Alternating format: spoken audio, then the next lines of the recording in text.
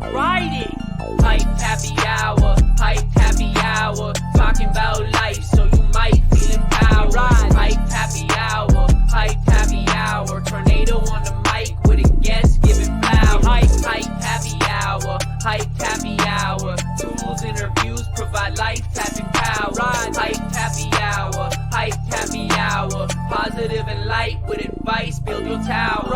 Happiness is key, so you gotta bring the smiles out. Inspiration needs a bit of passion to just wild out. Positivity and optimism when we ride out. Enthusiasm and dreams, gotta feed them till your time's out. Let's freaking ride, baby. Gentle Tornado here. I am your host on Hyped Happy Hour. This is episode 50. Listen, I created a company called Live Hyped. Hyped is an acronym that stands for happiness, inspiration, positivity, enthusiasm, and dreams. And if you look down at the logo in the bottom left, you'll see it's an H with a heartbeat in the middle because we never know how many heartbeats we have. So here at Hyped, we are pushing positivity. We are pushing one life. We are pushing be a good person out here. Listen, on episode 50, I am joined by an absolute GOAT. This man is humble. He is just a kind person, works his ass off, creates incredible content. Pasta, how are you, dude? Thanks for having me. What an intro. That was sick. We're absolutely riding, dude. Listen, how we start is what we're grateful for. So what are you grateful for today? Today, the heater I just found down in the garage because it's fucking cold down here in Australia. Temperature just switched. But no, also just, I'm living with family right now. So having them with me, everyone's healthy, everyone's good right now. I'm appreciative of that.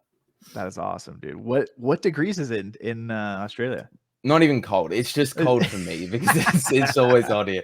It's like when I woke up, it was 15 Celsius, which is like, I don't know, Fahrenheit. It's probably like double that or something's like 30 or something. So maybe a little bit higher than that. Is that the coldest it gets in Australia?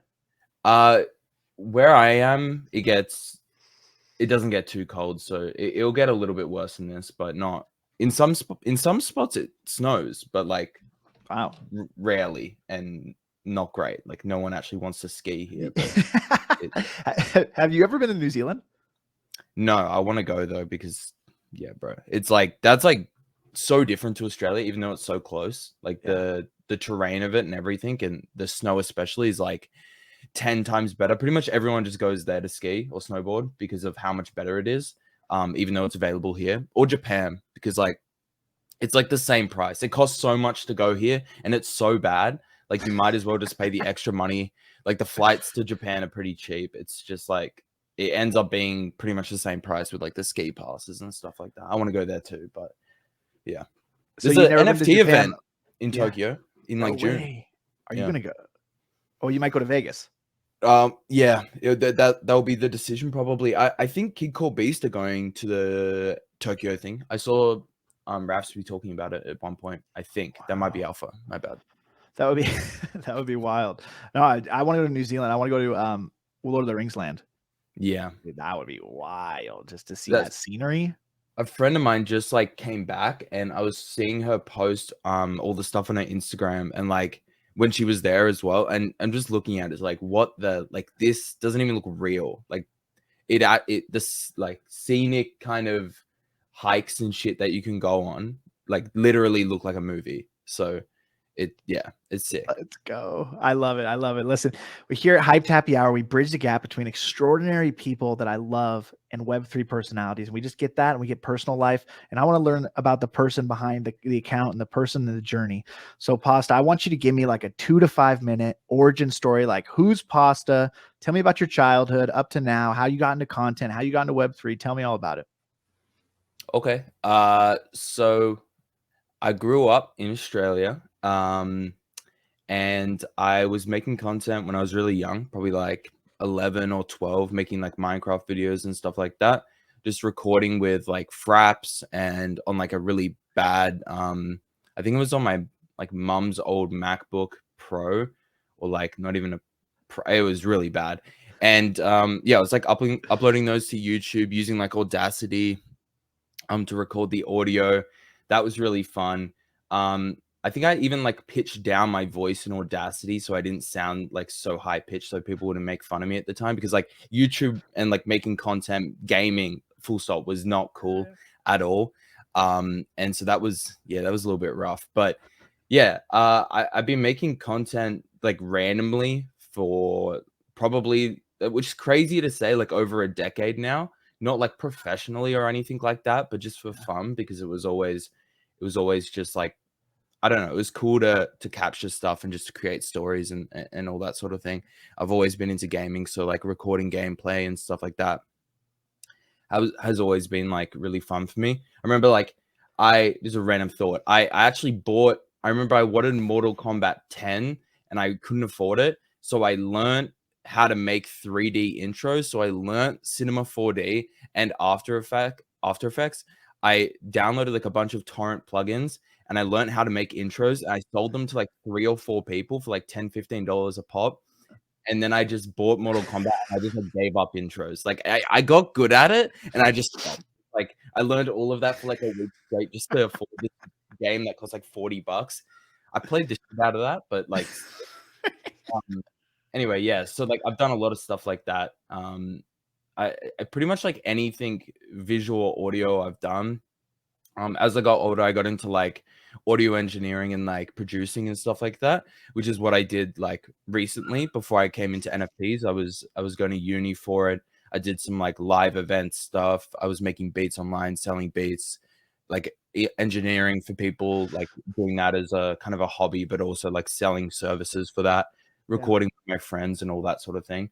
I used to do just a bunch of stuff though. Like I've done DJing, I've done fucking everything, like either whether it's related to visual stuff or audio, like 3D or like After Effects, which is Premiere or Photoshop or Illustrator, or like literally everything, which is like kind of, I think I was telling you this the other day, it's like jack of all trades, master of none type thing, but it's actually kind of useful in Web3, because just being multifaceted helps, and just it's a good for creativity, because it's like I need to do something, it's like I can figure out how to do it quite quickly because I just understand all these different like all these different tools, like even just like basics of them is super helpful. I suggest anyone to like actually go out and learn like the main Adobe suite if you just want to like, I don't know, learn how to just learn a little bit of everything. Like last night, even I just did like a quick mock-up Photoshop of a banner for one of my friends for one of his for a Spaces show,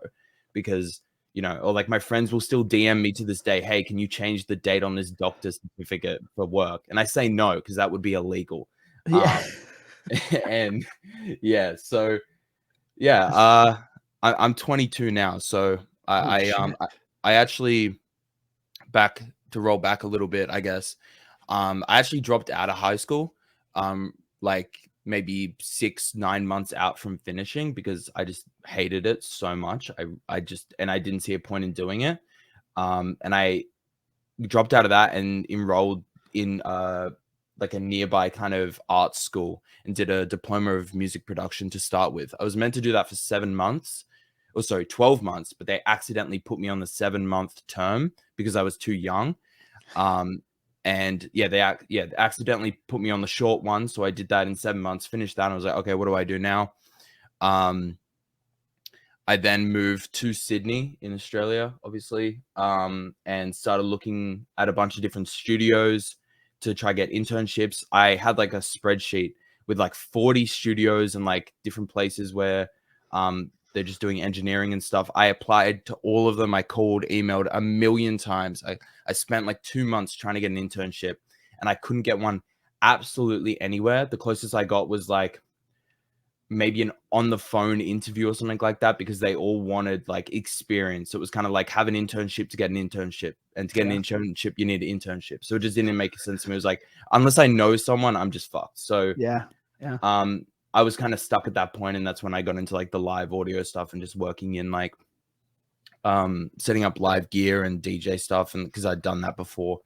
I did that for a while, and then I started a bachelor of music at a university in Sydney. I did a year of that, and then NFTs came, and I got way too interested in that. I ended up deferring for 6 months, then another 6 months, and now I just haven't responded. So they'll just like kick me out of that course probably.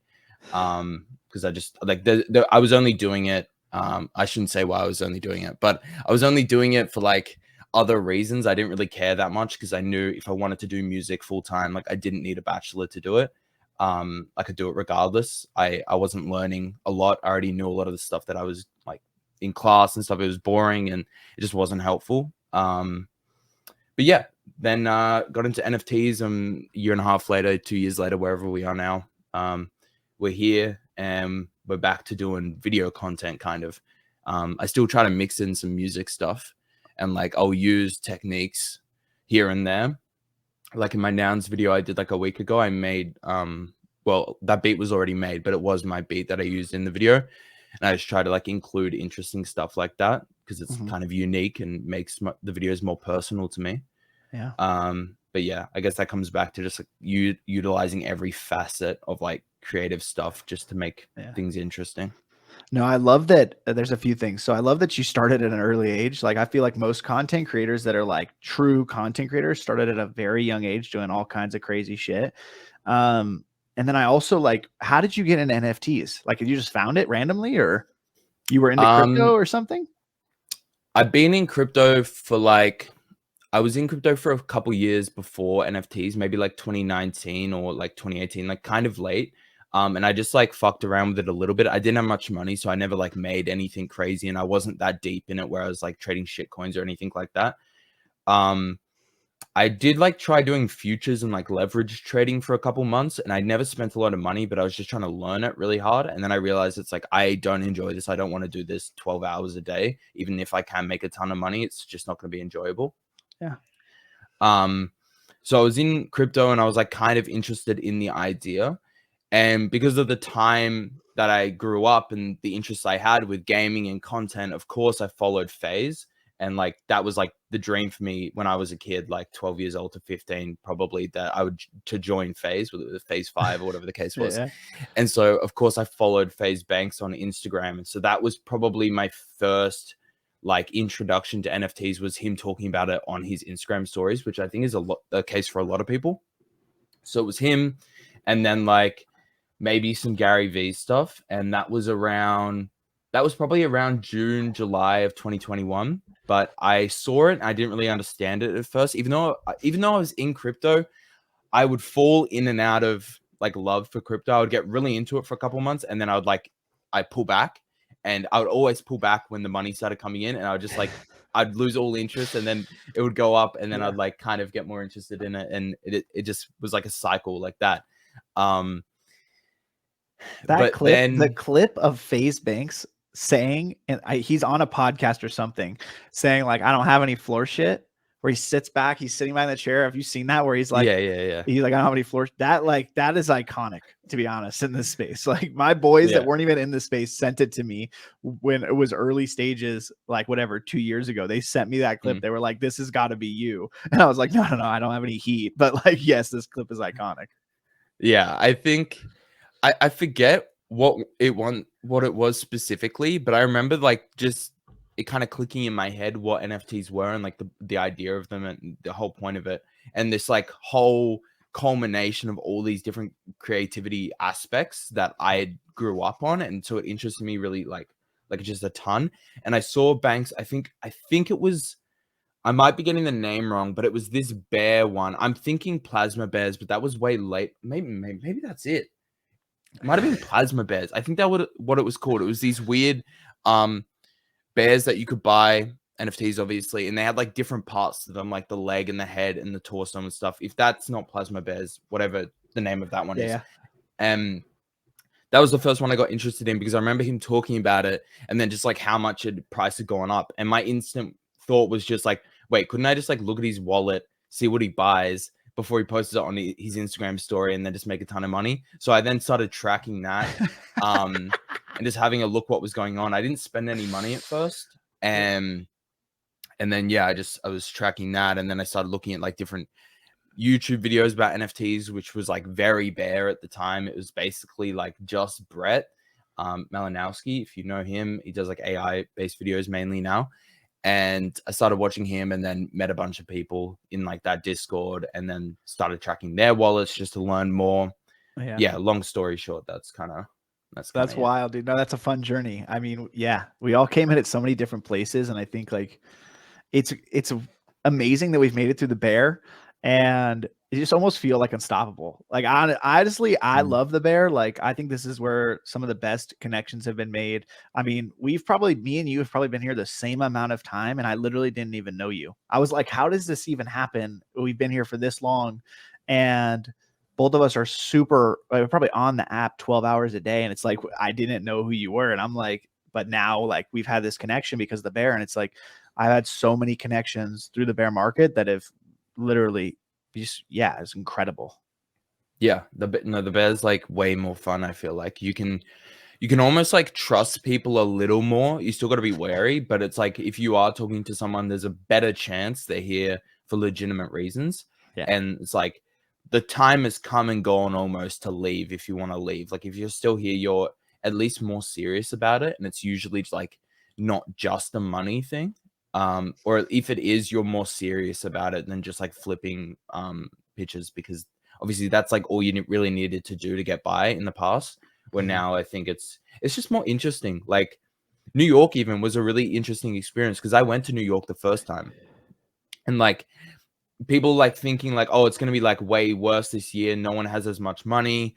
There's way less people, but it doesn't matter. Like maybe there were like 40 events a day last time, but it's like, who can go to 40 events? No one can even go to 5. So like Yeah. having 20 events or 10 events a day, but they're just more compacted with more value instead of just spread out with a bunch of nonsense going on. It was better. Like I enjoyed it more for that fact, because it's like everywhere I went, there was people that I knew from spaces on just the timeline, different community members. I met so many people that either watched my videos or like I knew that I like followed their threads or content, whatever the case was. Founders and stuff. Founders, especially like the founders last time, it was so hard to talk to certain people because they were just surrounded by people. This time it felt more like close knit, and it was like I'll just talk to anyone. We'll all just get together. We'll just like chat about the space because there's a lot more chill, and it's like people care a lot more. So it's, I don't know, it was a completely different vibe, and I enjoyed it a lot more. No, I agree with you. I loved this year's for sure. And like you said, the events, then you can't go to fucking 40 events a day. So I absolutely love that. All right. So what we do is we go through every single word in Hyped, and I ask you different questions, and we talk about the different things and the values within Hyped. So before we start happiness, I'm going to share my screen, and I'm going to read you my favorite definition of success. It's by Ralph Waldo Emerson. It says, what is success? To laugh often and much, to win the respect of intelligent people and the affection of children, to earn the appreciation of honest critics and endure the betrayal of false friends, to appreciate the beauty, to find the best in others, to leave the world a bit better, whether by a healthy child, a garden patch, or a redeemed social condition, to know even one life has breathed easier because you have lived. This is to have succeeded.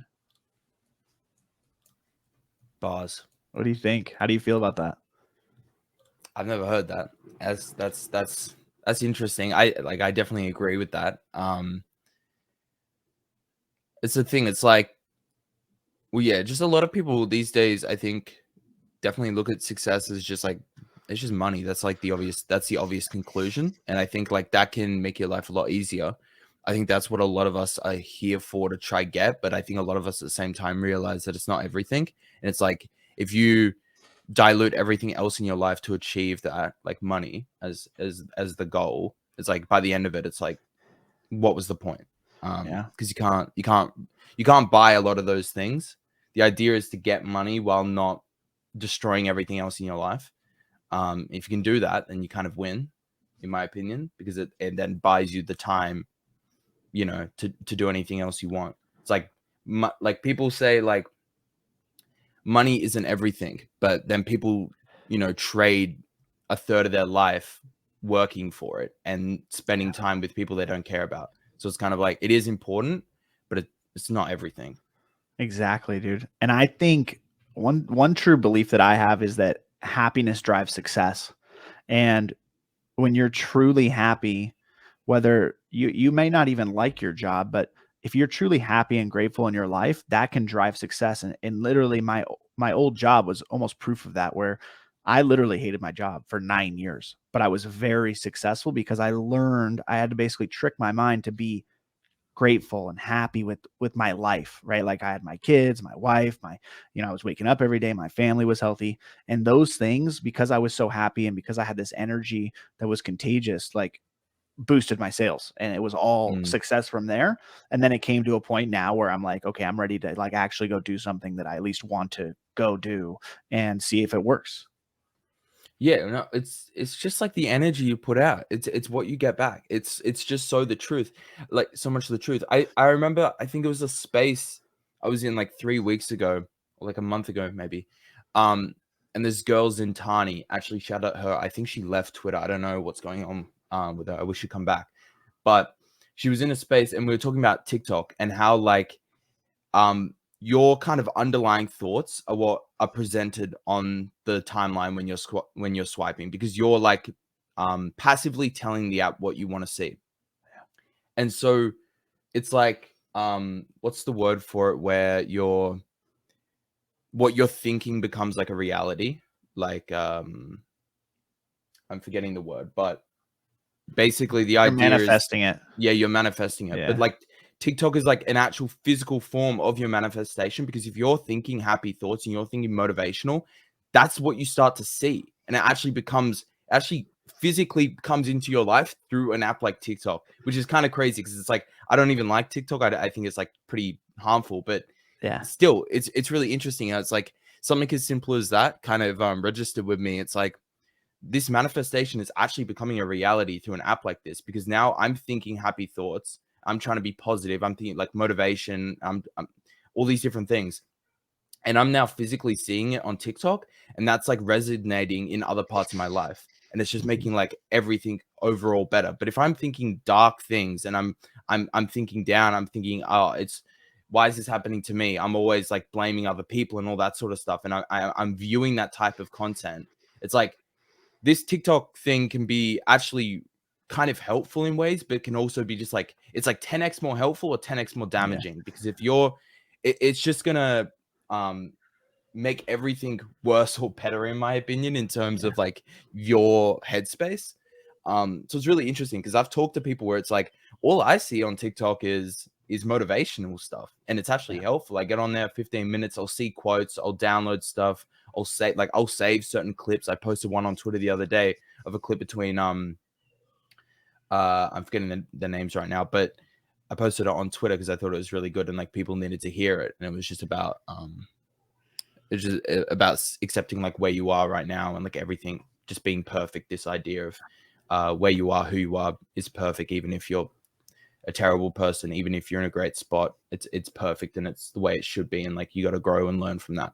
But yeah, man, it's interesting. I've probably in the last like year or something, I've tried, like, I've actually put time and actual effort into reminding myself to kind of keep those values, and like remember that it could be a lot worse. Yeah, absolutely. And I think, to the point that you said, my mind goes to that it's like 100x bad and it's like 10x good, because, Yeah. and this is not just TikTok, this is everywhere in our world. But for example, like I wrote a thread today on mental health and on positivity and gratitude.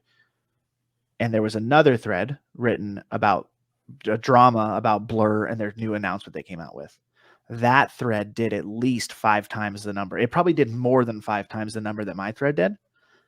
When actually, in reality, not just because it's me, but my thread needed to get more noise. One, because Mental Health Awareness Month, but two, because it's what's needed in the world. But that's not what gets put on a pedestal. And so it's kind of crazy that you said that, because like, I have an announcement coming out hopefully this week that is going to kind of prove that like you can build a brand being a good person, doing the right thing, preaching positivity, kindness, and still succeed and still like achieve your dreams. And like, but it's not pretty, right? Like, my account doesn't have 100,000 followers. Like, I don't get crazy engagement because of what I'm doing and what I'm preaching. And The Lasada effect is that it's 3 positive emotions to 1 negative emotion to conquer negativity. And like when you think about that, it is fucking crazy, because if you look at our whole world, any country, anywhere, the news, it's so bad around our world that it's like, yeah, like that's why people default to it, because it's everywhere. It's in their face, and it's in their face 3 times more than a positive thing. And it's like if the news, I don't know what it's like in Australia, but if the news, like for example in the US, is like, if we just put one good thing on the news, maybe every day, it could change someone's life. It could change their mindset. And I think our focus is on the wrong things. And it's what's crazy about positivity is why I love positivity, is because toxic positivity is bad, right? Like not everything is rainbows and butterflies, but positivity itself and focusing on glass half full or your positive mindset where there's always a good in every situation. And that's when you have the reality check where it's like, yeah, not everything is great, but you can still focus on good, right? And so I think that's what's so important, especially about social media, is like it exposes the negativity. That's a really good point. Yeah. Let's get into happiness. That was a long rant, but I felt like it was on Yeah, I'm my just brand. thinking So about no, I love it. I love it. That's gonna be, honestly, I was thinking while you were talking, I was thinking about the clip. The first question under happiness is, what makes you happy every single day? Maybe a few things.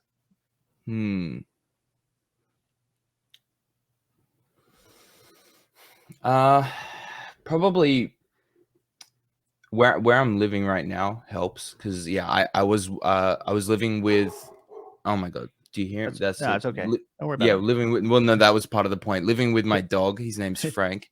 That's my Labrador, not my founder. He's good, and yeah, no, I'm living with my dad and my brother right now. And so that's good. I enjoy that, and like I wasn't for like a few years. I was living with friends, which was great too. But it's just interesting. It's good to be back here, because like I won't be here forever, and this isn't going to be an option forever. So like that makes me happy for sure. That's awesome. No, I think it's a great. I mean, the fact that you're leaning into it too is absolutely. It's honestly is beautiful. Like the way that I love that, dude. I love that you're doing that to take the next step, or to just to enjoy the moment. And yeah, I love it. So far, so I know you're young, so this question is gonna be a little bit different for you. But so far in your life, what has been the happiest moment? One moment.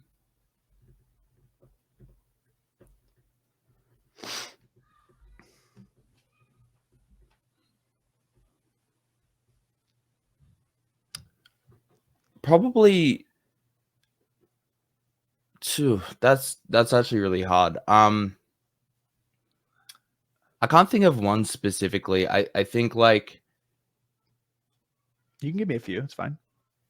yeah, I mean, doing stuff with like my friends has always been a really good thing. Like last time I went to New York, I went with 3 friends, and that was really fun. Being able to experience that all together for the first time. None of us had been to America before, especially like New York is like so different to where we're from. In the I think recently, like a year ago as well, almost a year ago, me and my brother actually like gifted Frank the Labrador to my dad. That was like a present that we gave him, which was fucking expensive. He cost so much. Because he came from like just 20 minutes down the road where we got him, and that was pretty special. Yeah, I think Walk me something through like that. walk me through the moment when you gave your dad the dog. Tell me a little bit about that. Well, yeah, I actually I wasn't living here at the time, so we had planned it for a couple months, because like 6 months before that, our past Labrador, his name's Chino, passed away, and he was like 14, 15. He was like long life, so it's good, but and that was tough because he'd been with us for so long, and so me and my brother had been talking about it, and potentially getting a new dog for dad. It was like kind of, that was like something on our priority list. So we we were researching and trying to find a good option. And yeah, my brother went and like saw Frank as like a puppy, like with the, you know, like kind of go meet them and stuff because it's close by, like FaceTime me while we were there and all that sort of stuff. And then we planned it that I would come up to visit, but just as a surprise. So my dad didn't know I was going to be here, let alone the dog. Yeah. So I actually like filmed it as well in this room, just literally right there. I've got the recording of it, and my brother is just waiting for my dad to get home from work, and he's like, "Oh yeah, that's my name. Man's room is like leaking again, like the window or something like that was like," and he's like, "Oh, for fuck's sake!" Like comes in, and then I've just got the fucking dog, and he's like, because he's like this big, and I'm just like holding him up, and yeah, he's just like completely so shocked, not only that I was there, but then like had the dog, and it's like had all these like toys for him and everything. So that was good. Like I came in the morning, we went to the pet store, all that sort of stuff. Like it was like a whole day to get everything like sorted and like going to pick him up and everything. He loves barking just constantly. I can't. That's so awesome, dude. That's so awesome. That's amazing that you have that clip. I literally love the advancement in technology is like unbelievable, especially like me now having kids and shit. Like, dude, I try to capture everything on camera because like I just want to look back and just be able to watch anything I want, you know, with my kids is something that I do not take for granted. And I'm so grateful for. I mean, literally yesterday we had my wife's grandparents. So my kids' great grandparents came over. They're fucking incredible. They're like a light in our life. They're the two of the most amazing people I've ever met in my life. And they're like 80, dude. And they're down on the ground looking at roly-polies, like getting roly-polies with my kids. And it's like, I got photos, I got a video. It's like, that's a moment that I was able to send them and we're going to have that forever. And it's like that type of stuff is so incredible. Yeah, I love it, dude. I love it. Okay. Listen, the last question, and I already know one of them, but I want to hear maybe a few. What are some top communities that you enjoy in the space?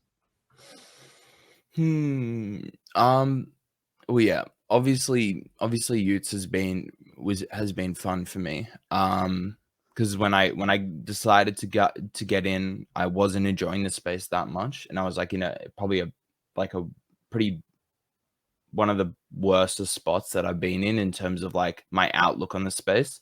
So that was like a pretty big thing for me to get into like a new community for the first time in a long time and like experience that and meeting just a bunch of new people. But I'm friends with people from all over the place in this space, whether it's like sappies and stuff like that. And I think that's definitely been like one of the best ones to interact with. I think like everyone, it's interesting. It's like most people I meet in the space, I don't know if it's just like my circle, but people talk about like so much negativity in the space of like people just being like rude and stuff. And I definitely come across that and I see it, but it's like, I don't know whether it's the people that I've surrounded myself with or like, again, like what I'm putting out there, but I don't even notice it that much. It's like, maybe I'm just ignoring it at this point and I just choose to see the good stuff. But it's like whether I'm interacting with people from Pudgy or Sappy or just like even now like Azuki's and stuff, we've been doing all these like community led spaces that Smokey's running and stuff. It's like it's like a lot of these communities that have held really strong in this bear market. I think like there's a reason they exist still, and it's like it's pretty obvious. No, I love that. I didn't get to meet Smokey in New York. I don't even know how. That was like super depressing, but I love what he's doing and what everybody's doing with the community spaces. I think it's absolutely electric, like lifting other people up. Did you mentor you or did you have to buy secondary? Were you on the list? No, so I actually got.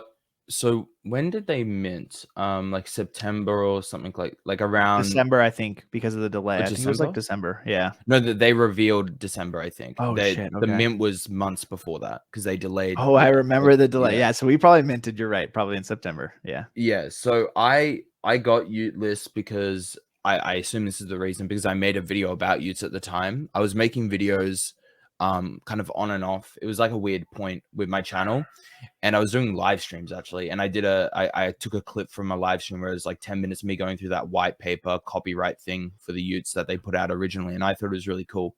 I didn't know like anything about Frank or D Gods really at all, because I was more on the ETH side.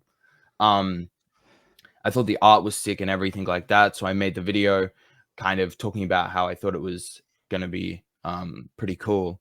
And so they gave me Ute list. And yeah, I minted it, and then I ended up selling it way before the reveal because I needed the money at the time. So I sold it to a friend actually. And then I just like kind of went on with what I was doing at this time. That was like leading into a spot where I wasn't super happy with the space. So I wasn't like planning on like being a part of a community that hardcore and spending a ton of time in it. So I don't know how much I sold it for, but when I bought back in I don't know, December or January, probably January, I think I spent more than what I like sold the mint for, because I did buy like 50 soul above floor to get my specific one, because I wanted one that like looked unique, because I knew I was going to make it my brand. So yeah, it was interesting. Like, and then it was weird as well. There's actually a whole story of like how I got the Ute that I got, because it was off a bid, and it was like sheer luck, like so stars aligned for me to get it. And then I ended up meeting the person that minted it as well, which is interesting. Wow. That's fucking wild. Yeah, that's cool. No, that I like that. That's awesome. Yeah. Utes is dope too. I minted one, but I don't have my Ute anymore. I don't think I've ever had an NFT photo. It's never been my PFP. It's always been me. Or like I might have had a VFriend one like early on, but it was never good. The art that I really fucked with was the rare A Pepes. I liked that art a lot, dude. I was like, this art is fire. Like I liked that art better than Bored Apes by 10x. And that was a pretty funny time. But anyways, let's move on. We're going to move on to inspiration. I love inspiration because we got one life. So I'm all about just, if I can inspire anybody in any way to just live their life better, like that's my goal. What is one lesson in your life that you've had to learn the hard way?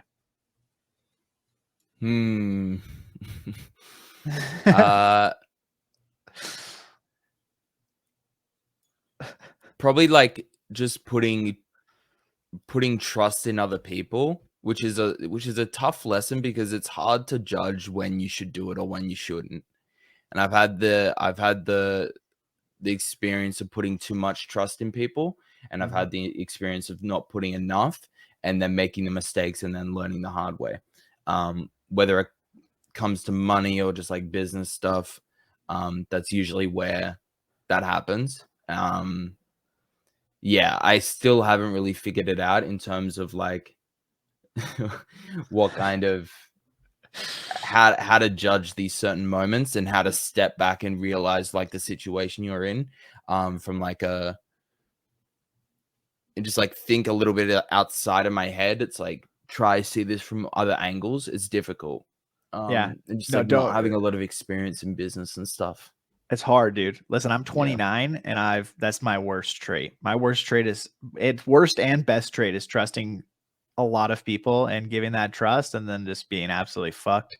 But it's just, you just learn every time, and you probably just learn, you'll learn through experience. That's how I've learned. And, whatever, you lose money here and there, but you'll learn. And like a lot of times I just go with my gut now, and there's other stuff obviously, but no, I totally resonate with that as literally one of my worst things. My wife always is like, you can't trust these people. Like I literally won't add someone in my phone from Web3 unless I have their name. Like if someone's not willing to give me their name, like, cause my wife will be like, who the fuck is that? Like you can't have, who's Pasta? Like he's not, no, she just automatically thinks it's a woman. I'm like, no, he's not. but that's why I have to have the names. Yeah, literally. I have to.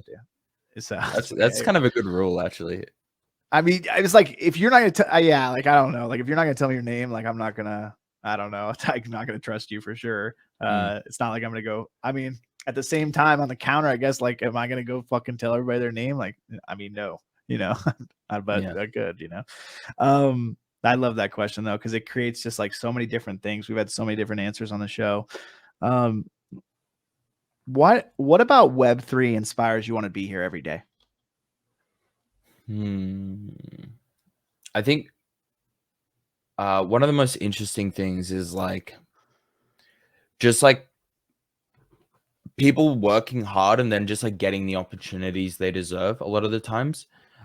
It's not always the case. Like I see people that maybe think they're working hard or do work hard and things just don't go their way.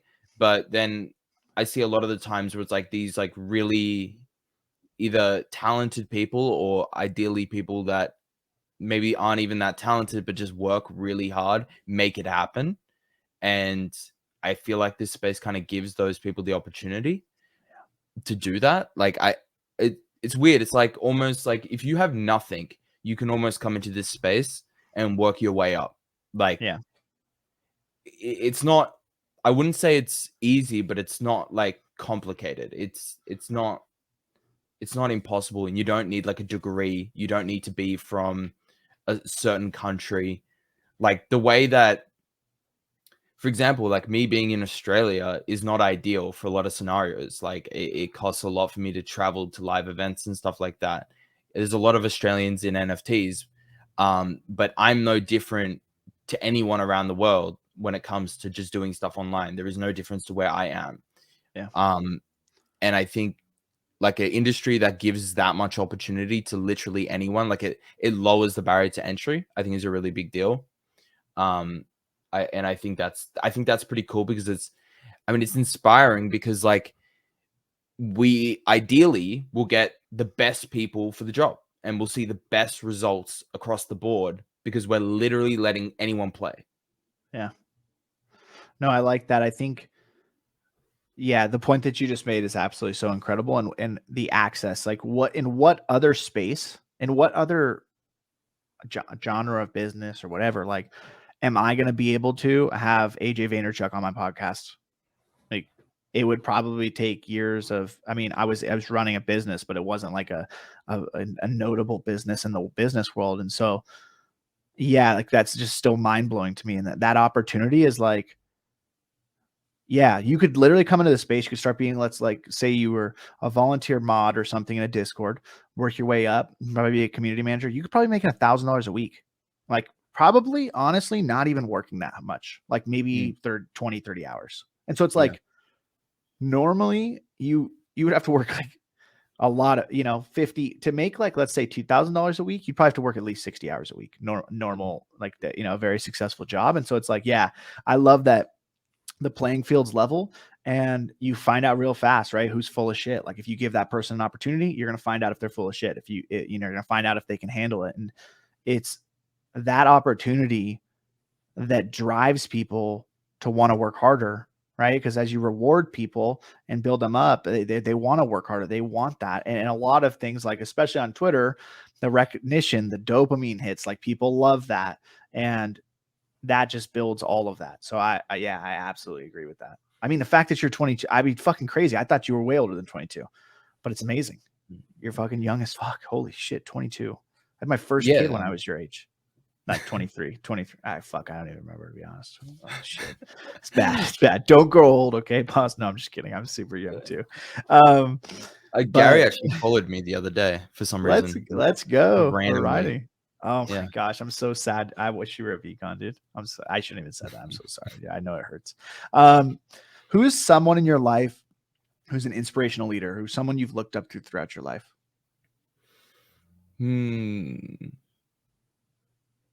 I've kind of always looked at like people I don't know for that. I feel like either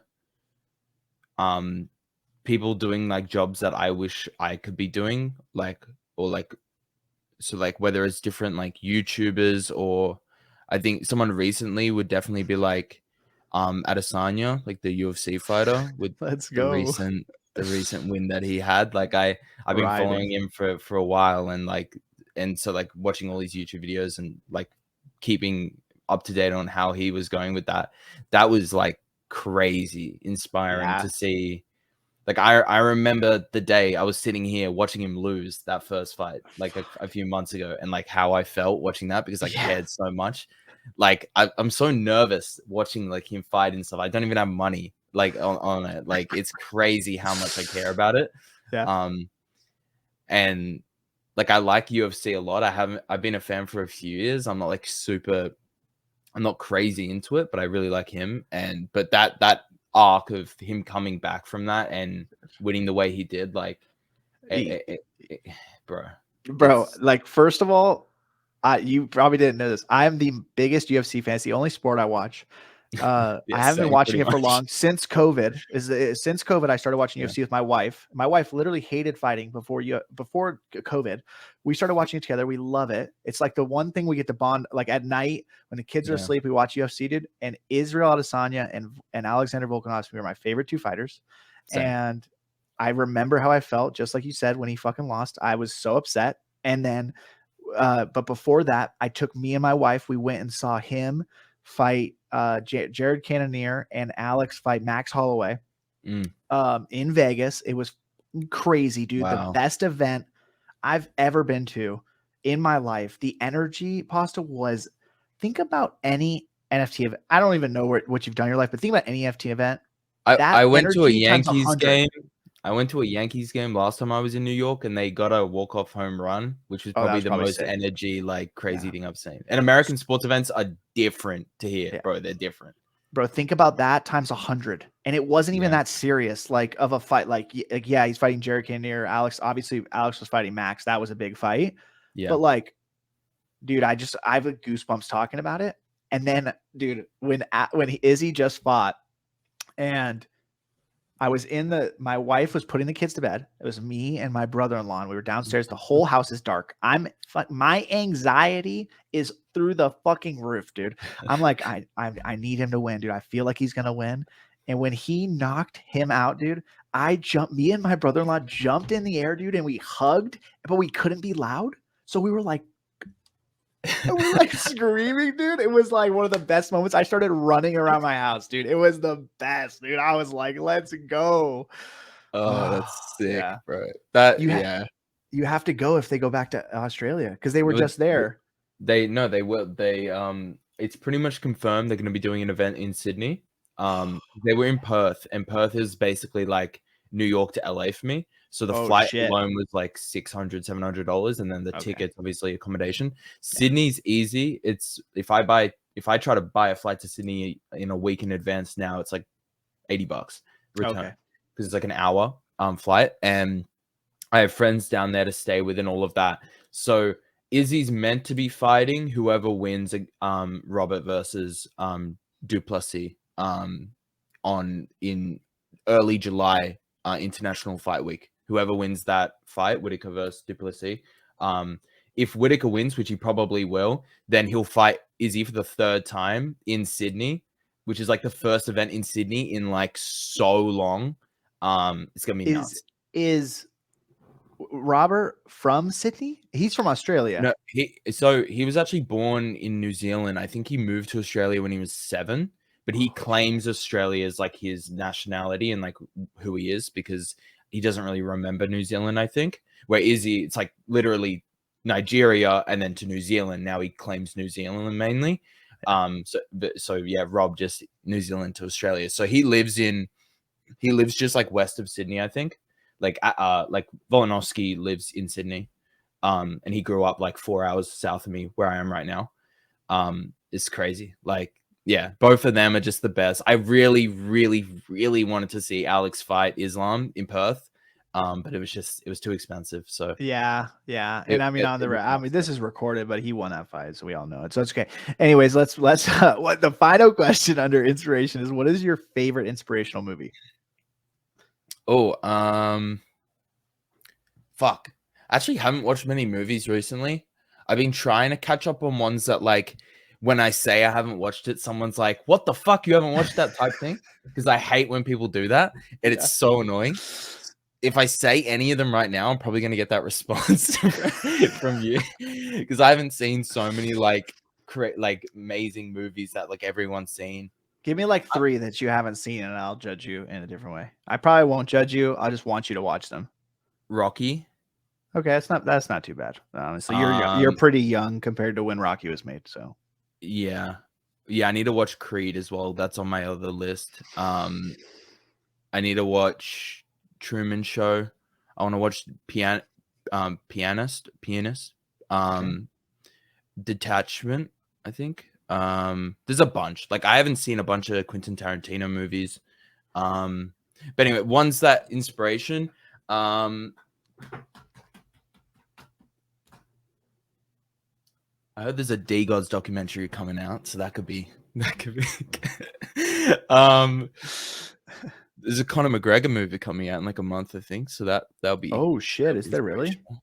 Yeah, I think it shows all the behind the scenes stuff of him like breaking his leg and whatever he did recently against Poirier, whatever his name is. I can't even think of many right now. Like, I mean, movies are not real. So it's like I try to take inspiration from things that are real and are tangible, like obtainable. Because it's like if it's in a movie, it's kind of like I don't even see that as like a possible thing. Like if I'm watching Good Will Hunting, like I don't take much inspiration from that because I'm not that smart. I can't become that smart. Have Like, you ever seen Remember the Titans? I don't think so. You probably need to watch that. That'll Let's probably see. that might make you want to run through a brick wall more than me screaming "We are riding." So yeah, it absolutely will. So Yeah. if I'm going to give you Okay. one movie reco, it's going to be two. Actually, I'll give you two. Night at the Roxbury, not inspirational. One of the funniest movies ever made. It's my favorite movie. And Remember the Titans. If you watch those two movies, and then just report back to me, and you'll be I'll put them on the list. We're riding. Okay. Okay, let's move into positivity. So obviously I'm pushing P. I'm making positivity louder. That's my mission. I'm absolutely not stopping. Positivity, and when we talk about it, this is such a simple segment because positive mindset in its most generic form is just focusing on the good in any situation. So can you tell me about how having a positive mindset has helped you through your life? Maybe you've had a struggle with positivity. Can you tell me about like your positive mindset journey? Yeah, for sure. The last few months have been big because it was kind of like it felt like almost starting at zero, compared to just like yeah, it's complicated. But with the NFT space, because like I was doing YouTube from like November of 2021, pretty much consistently till like April of 2022, like either every day or pretty much, and that was working really well. And then the space obviously changed a lot, and I need to pivot my own goals and what I was doing because I've had to, like in the last year, I've had to pivot more and more, like more frequently, but also more, I can't think of the right word, but like hardcore than Yeah. ever in my life. With just different things that I'm building and stuff. And yeah, in the last like 6 months, probably, or 3 to 6 months, it's like just knowing that if I continue to do the right thing and I continue to like work hard and just have a positive outlook on things, things will eventually turn around and like come my way. With like different goals that I have, whether it's money or like whatever the case is. Yeah, if I didn't, like, there was a million times I could have just been like, fuck it, like this is too hard. I'm just gonna go back to uni, type thing. Or like here in Australia, for example, like they create a pretty easy fallback for you if you want. Like you can go to uni and get this kind of government benefit called Centrelink, and you can basically live off that and just do uni and just like coast if you want. For the Wow. years that you're in university, they'll just pay for you, not pay you university. That will get put onto like a debt that you need to pay later back in your life. But it will pay for you in terms of like necessities to live. If you want to live frugally, which is what I did for a while, and was just like living off that money and didn't even need like a secondary job. And like, so you can have that fallback if you want. Like pretty much anyone in Australia can do that, which is like kind of odd. It's like almost a weird safety net that the entire country has, which is very different to the US, I think. Yeah. It's like, Yeah, unless you're not born here. Otherwise, then they treat you like you don't fucking like belong. It's fucked. But and you can't get any of those benefits. It's stupid. But you kind of left to the wolves in that case. But yeah, having like a fallback like that constantly is kind of odd. And being able to just like throw the towel in at any point and say, you know what, like this isn't working out. I'm just going to stop. Yeah. So like keeping a positive mindset that things are going to work out and just like not even like having that thought cross my mind where it's kind of like, I'm not even going to think about like the downside or like what could go wrong or like what if all these different what ifs and stuff that aren't even going to happen, like that aren't even going to come true. It's like fucking just like, but like, yeah, it's interesting. And it's like, yeah, No, I love that. trying I love that. You can't. I'm honestly, I'm happy for you that you've started to figure this out at an early age because one, there's so many things in your life that you just literally can't control, like that are going to happen to you. And two, if you were to focus on let's say failing or not doing well, like that's your focus, right? When you tell someone, this is the best example I can give to somebody. When you tell someone, don't forget to grab that, well, it could be anything, right? Or don't forget anything. Let's plug in any word. The focus is forget. So you say, remember to grab that. Then they're remembering to grab that. And so it's such a simple shift in your in just your verbiage, but also in how the person receives that. It's like what you're focusing on is what you get. Like I'll never forget, when I left my job, like I worked for my dad for 9 years, and he looked, the last couple of weeks I was there, he was like, I'm not gonna be able to help you when you leave. Like he was worried, and I love him so much for that because he's this best fucking dad in the world. But I just looked at him and I said, Dad, like, I know this is a risk, dude, but I literally can't focus on that. Like, that is not even in my mind. Like, failure is not even in my mind. Even if it were to happen, it's literally, I would never think about that. My only focus is going out and doing my mission and what I'm planning to do. And like, just that every day, every day, every day. And if I fade, I just boom right back to that. What's my mission? What am I doing? What are my goals? Boom, boom, boom, boom, boom. It's because like some people think that writing down your goals is silly, but just write them down because then you can always go back to them. And then you've written them down, you're thinking about them. And the best thing that I tell people is like, tell everyone. Who fucking cares? Like tell everybody that you want 1 million subscribers on YouTube. And they might think you're fucking crazy, but then you work your ass off, you get connections. There's so many different ways you can do it. And it's like, that's how I've always been. It's like dream fucking big as fuck and tell everyone about it and then do work. That I saw this, I think it was like I was saying before, like the TikTok stuff with motivation, all that sort of stuff. That's what my TikTok has turned into, which is good. And I saw this thing the other day where it was just like a graph.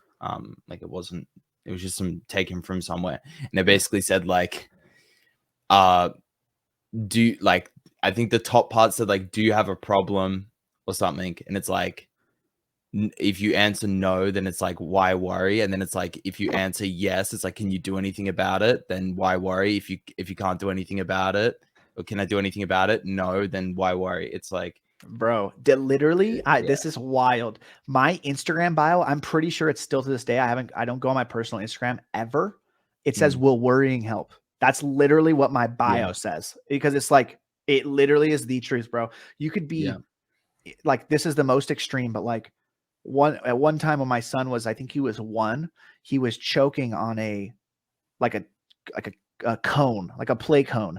And like, I would say like most of the time I'm pretty calm. I fucking lost my mind. I was freaking out. My wife walked over super fucking calm, pulled the fucking thing right out. It was wild. And because I was like, I don't know what I was doing, but like, I couldn't worry about that. I had to focus, calm down, be in that moment. It's like, there's so many different ways that little statement can go everywhere in your life. But yeah, bro. Like that's a massive thing for me. Cause like I'll just constantly be like anxious and worry about the unknown and like possibilities and stuff that's never gonna happen. And like slowly over time, by just like realizing that I'm worrying, just not even the fact of fixing it, but just realizing it's happening, and then going and doing the thing and seeing the result and seeing that none of the things that I was worried about even happened. It's slowly getting there. I'm still not good at it. Like I'm slowly getting to the point where it's like I just won't even fucking worry because it's like I won't know until it happens. The smallest things, like I get kind of bad anxiety for certain things, like for New York, for example. Just small things. I won't get into it, but like always just worrying about, oh, will this happen? Or like, what's going to be there? Like when I get there, is there going to be this thing? Is like, can I do anything about it? No. So like, why the fuck am I thinking about it? And it's just constantly, it's like, why am I thinking about it? This other thing I learned from probably like the most random person that I don't look to for much advice. But one of the things that Andrew Tate said that I will say, because I'll give him props for this, is one thing is like everything, this is kind of unrelated, but I think it's so important, is being big for me. Everything in your life is your fault. Oh yeah. Good and bad. But like the thing was good. I've never thought that, like everything in your life is your fault when it comes to the good stuff. Everything that you do, all of these things that come out of your life that are good, where you're making money or you're making like good connections, you're becoming successful, whatever the thing is, that is your fault. It's not just the bad things. I used to just look at it like everything that happened to me that was bad was my fault, and everything that good that happened to me was by accident. That's like the worst way to look at things. I did completely until I heard that. And I was like, switch. It's like, oh my God, how did I not even think of that before? I've talked to so many people that have realized that as well. It's like, bro. Oh, dude, it's incredible. Accountability is like, it is one Yeah. of the fucking things that'll literally change your life. It'll literally change your life, dude. It's you get so much confidence from realizing that like the good things are your own fault as well. Yeah. Where like because I wasn't confident in the past probably, and like just felt like if something went right, it was just kind of fell into my lap, and it was like it wasn't by my own volition when it was entirely, but I didn't give myself credit for that. Yeah, dude. No, I'm so happy that you're on the right track now because yeah, dude, I mean, there's no such thing as luck, dude. There's no such thing as luck. It's hard work and chance come together, and you're at the right place. You're exactly where you're fucking supposed to be, dude. Divine timing. And I'll just tell you something, dude. Like, especially at these events, you can resonate with this so much. Is like JFDI, dude. Just focus and do it, because it's like, what's gonna fucking, we're gonna be gone in 4 days. Like, you know what I mean? Like, then we can fucking go back to our lives and do whatever. But it's like, yeah, dude. It's especially everywhere in life. Like, like I think it was 2 weeks ago, I did this like special event for Vayner Sports as a collection, and I got invited to like the steak dinner at night. Like they were taking everybody out for steak dinner. And I was like, my wife was like, not like really, she was really sick with my youngest son. And it was like, it was an ear infection. So it wasn't like contagious or anything, but they were down. And I was like, fuck, man, like I really want to go and like to the steak dinner. Like I feel like it's an opportunity to get to hang out with AJ Vaynerchuk and like, just speak to anybody. I love the team there. I talked to my wife. We had a really great conversation about it. And it's like, normally, like I wouldn't have gone because like my wife is everything to me, my kids and stuff. And so it's like, I talked to them and I went for it. It was unbelievable. It was unbelievable. You know what I mean? It's like, I'm so committed that maybe this will resonate with you, but like, I'm so committed to no regrets. Like I'm so committed to having no regrets, bro, when I'm fucking 90. Like that's my mindset all the time. It's like, yeah, like I want to do like, if I could, I would do 5 podcasts a week because I'd have everybody on, but like, obviously I can't, but you know what I mean? Like that's the type of mindset, is like no regrets. Let's just fucking go for it. And yeah, it's fucking good. Let's just fucking ride. Listen, we're in fucking enthusiasm and I'm absolutely riding. We're so excited every single day because of One Life, dude, because I ran through 3 brick walls this morning, no, I'm just kidding. But this is one of my favorite questions to ask people. What are 3 things right now in your life that you're obsessed with? I mean, making content in this space has been like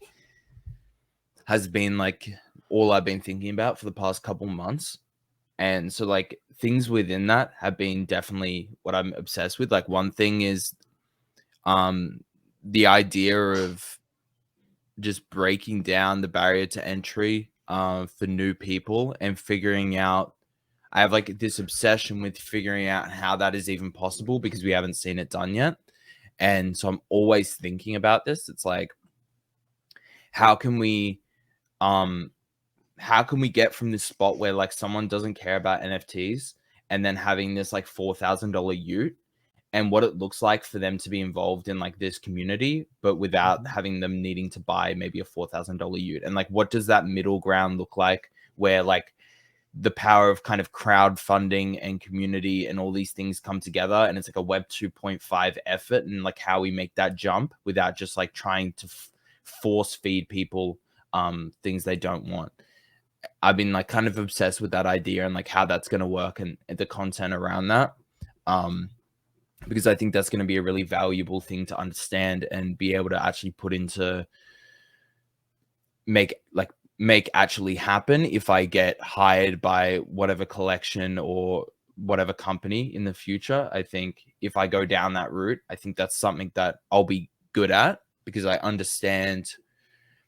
Because I just understand the normal person decently well, and like certain demographics I understand better than most people.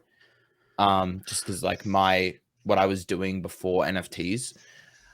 So I've been kind of obsessed with that and like how more and more just like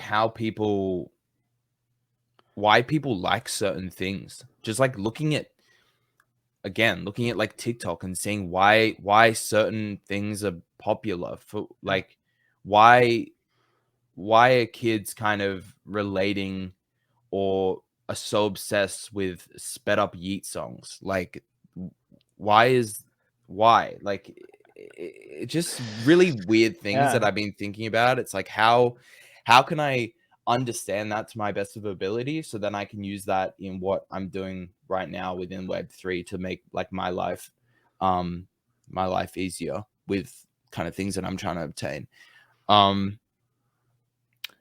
Yeah, I mean, yeah, I've had like a lot of hobbies and passions and stuff that I've been obsessed about for like small periods of time. Whether it's like music or clothing or whatever the case is, I've yeah, like been into a lot of different things. But to be honest, like I wake up right now, I wake up at like 8 in the morning or whatever. I will go make a coffee.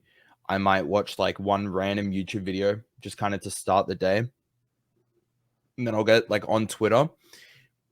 And throughout the day, I'll walk Frank, I'll have lunch, I'll have dinner. That's like literally it though. And I'll just be making videos or trying to script something or talking to people or doing spaces. Like that's literally all I do now. Like literally that's it.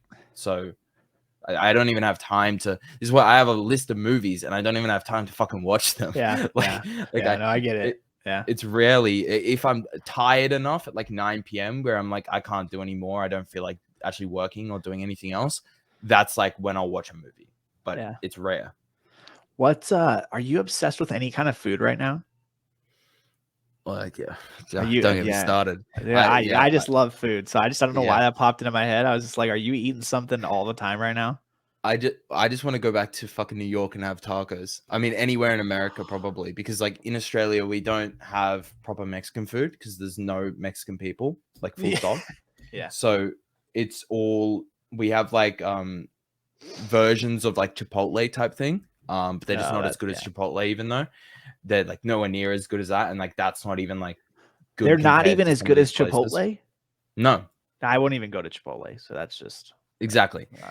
I didn't even understand that though till I went to New York the first time last year. And then to LA. After that, I was there for a few days, which was interesting. And then if New you York. Come to Vegas, bro, I will take care of you, bro. We have the best food. But when people tell me that New York has good food, bro, it's like actually not even close, bro. Vegas is like, it's got to be it's the best place in America for fucking food. We are so lucky here, dude. We are literally blessed. I'm not kidding. But that's sick. You're obsessed with tacos, but you can't really have tacos. Yeah, bro. Like for real. I don't have like where I live right now. I'm not in a city, so I don't really eat out much. There was a new char grilled. No, is it char grilled chicken? Yeah, like with the the rotisserie with the coals and stuff, which is rare around here. They just opened up down the like 5 minutes away. We went and had that the other day. That was really good. And I'll just be eating like pizza and pasta and all this stuff. My dad's a pretty good cook. He is a good cook. He works at a restaurant now. Like he's like kind of semi-retired. He works like part-time. And so he'll bring home shit from there and like recipes and stuff like that. And he makes a bunch of stuff. Like we'll do pizza once a week, which is like all, you know, homemade with like the little pizza oven thing and all that sort of stuff.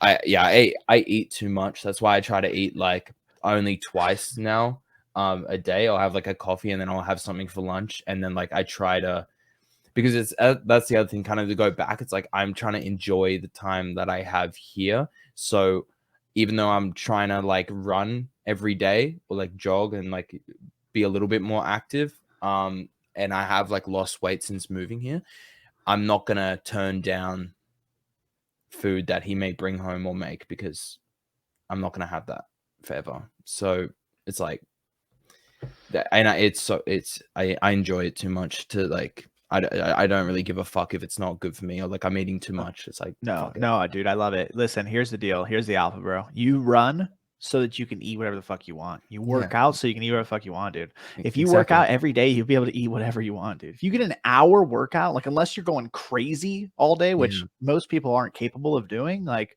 you'll be fine, bro. I literally, well, right now I'm on a diet, but before a diet, dude, I work out literally so I can sustain. I'm aware of it. Trust me. I'm fucking aware of it. I'm a dad. Like, you know, there's opportunities to present themselves, but no, I love that, dude, that you're taking it all in with your family and stuff. What has been, it's a little tough, but do you have an accomplishment in your life that you were like, this is the biggest thing I've ever done? Have you ever had that moment, like the biggest accomplishment in your life so far, where you were like, this is like, you were proud of it?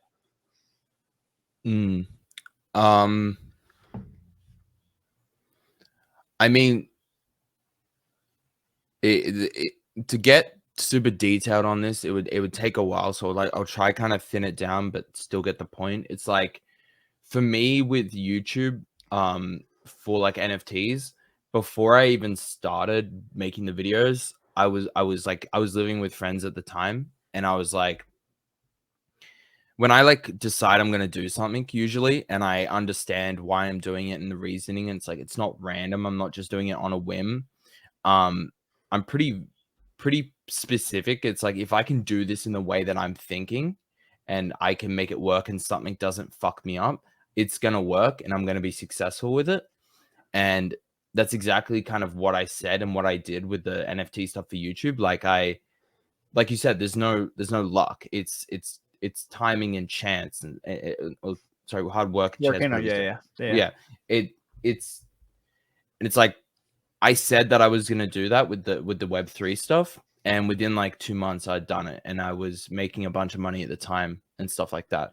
And I there's just a bunch of different things that happened, but what about saying I'm gonna do something and then doing it and proving to myself that I'm not stupid is good. I love that. No, dude. You can do whatever you put your mind to. What is it?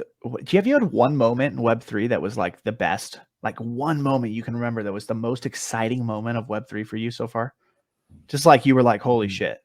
Maybe a trade, maybe a video, maybe you know. Yeah, there's probably a few. Meeting people at New York both years was really, really fun, because like they're people that I speak to every day. And then just like being in New York, I really like New York. I think it's really fun, especially being there like just for a week or less, like I was recently.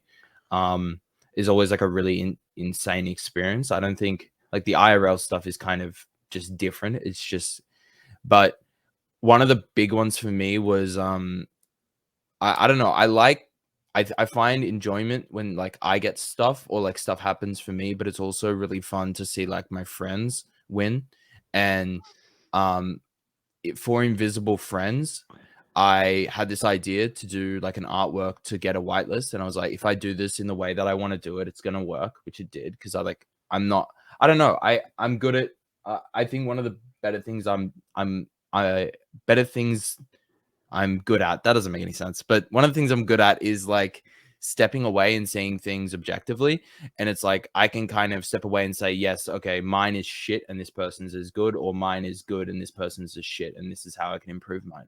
And that's really good for like giving tips to friends and stuff. Like I'm brutally honest with like people that make content in this space to try help them get better, because I actually care about, I mean, certain people I care about and I want to help. And I was like, okay, yes, the invisible friends thing. If I do this, I'm going to get a whitelist and then this is going to be great. So I go to my friend, hey, can you make a song for this invisible friends thing? Make it like a minute long, this type of beat, whatever. So he makes the song, raps to it. Then I make the artwork, 3D, invisible friends, animated, walking. We combine it all together, post it, instantly get whitelist. Then I flipped it for like 8, 9 ETH or whatever it was. And I gave him like a third of it. I gave him a third of it, which was thousands of dollars. And he wasn't in the NFT space. He was just making music and going to uni and stuff like that. And it's one of my good friends that I was living with at the time, but I was actually up here for Christmas at the time when I was doing it. I was in the office at the time. Like I decided to do it and I like called him about it. And then it worked out exactly how I envisioned it, and like gave him the money. And that was really cool, because it was like, okay, getting thousands of dollars for myself, even though that was a shit ton of money for me at the time. Like this was before I'd made anything off like my group or anything like that. Like I'd really done much in the space. It was the first big thing, and it wasn't just like a lucky trade or something. It just like felt like, yeah. So and giving it to like making that happen for my friend was really cool. Was like yeah, it's incredible, dude. Was that your biggest flip? Yeah, for sure. It like I also had a different whitelist, but the project never, that should have been similar, but the project never launched, which was sad. Actually, it was good for them. I'm glad they did that. But yeah, like one of the first things I did when I had some spare money was like literally just go out and buy Korean barbecue for like all my friends. Like my house and like a couple of the others that I was with in Sydney, was go out there and like buy food for everyone and just like have a good time and not have anyone have to worry about like splitting a bill and all that stuff, because we're all poor, like 22, 21-year-olds at the time. So yeah, I think that's like the best thing. I wish I could do more of that, but I just don't have the money right now. So like ideally when I do, then like I can do those things and not have people constantly worried who's buying the Uber, who's paying for food, who's doing it. It's fucking annoying. Like it sucks. It takes the fun out of it. That honestly, I'm so glad that you told that story, because that story shows so much about your character. And I'm glad that you got to say that here on camera. And yeah, man, I mean, I already knew about you, that you were that type of person, but the fact that you just told that story was truly amazing, for sure. And that's amazing, dude. Like I hope to do that one day. Like, yeah, bro, like I'm trying to blow up so I can help other people blow. I don't know. I don't even want the money, dude. I just want to fucking change the world. Like that's how I feel. And definitely taking your friends out and taking care of them is the best.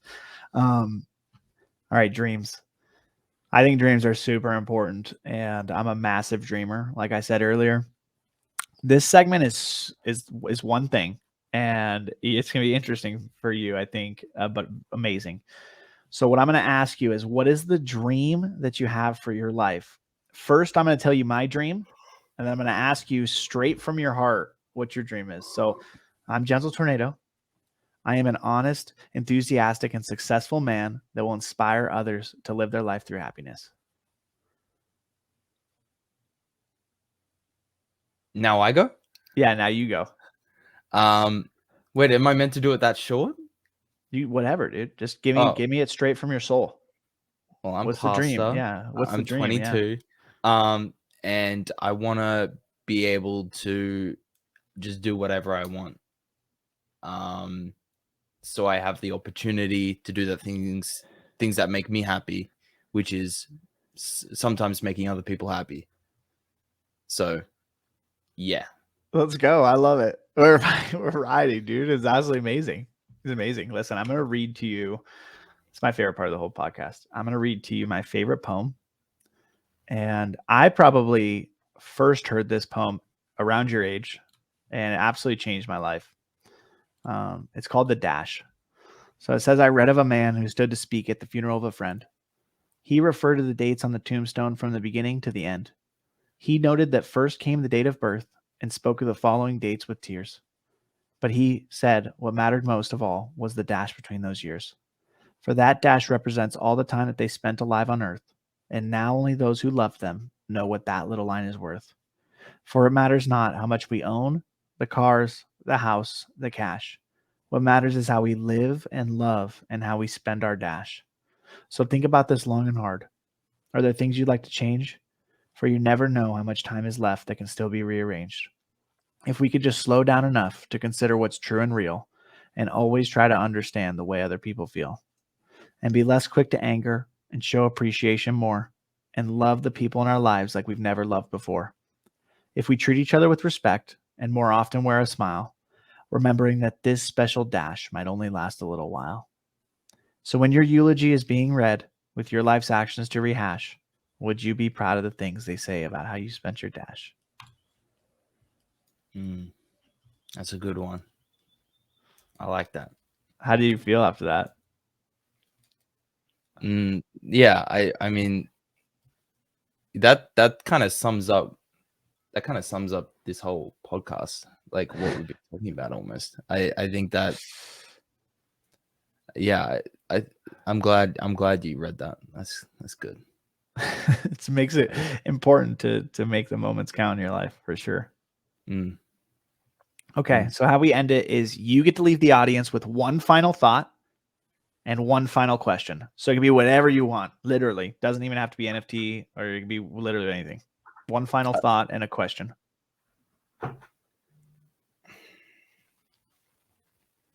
Okay, I don't even know. My thought would be just don't be annoying. Don't be a cunt. And my question would be, when's the last time you ate pasta? And you should eat pasta. And that might be a metaphor. It might not be. However you want to take it. That was the best question I've ever had on this show. Slash life advice. All right, listen, this has been Hyped Happy Hour, episode 50 with my man Pasta. He is an absolute goat. Thank you so much for listening. Anybody that's listened, like, share, subscribe. Honestly, just share this with anybody that you think can get value, and follow my guy Pasta, because he's an absolute legend. I can't wait to watch his journey and watch him grow. Dude, thank you so much for coming on. Thanks for having me. This was fun. Let's go. Oh man, that was good.